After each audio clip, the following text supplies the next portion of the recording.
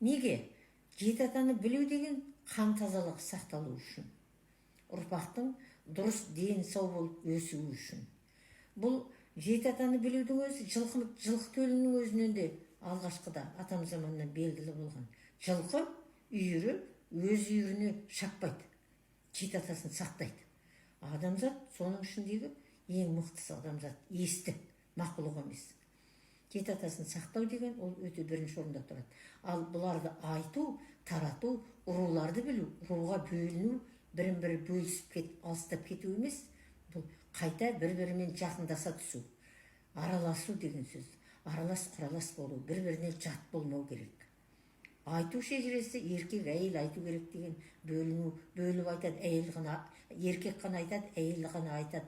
Айтпау керек деген сөзді тоқтатқан дұрыс шығар. Өйткені біздің әлі де болса білеріміз, білгенімізден 99%. Әлі де ұрпақтар кішкене оқысын, білімді болсын, жетілсін.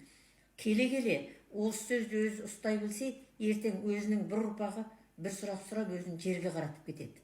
Ол үшін рулардың арасындағы байланысты, қандай рулардың болғаны, соның ішіндегі жеті атаның қадір қасиеті қалай, бұның барлығын ана да әке де айта береді.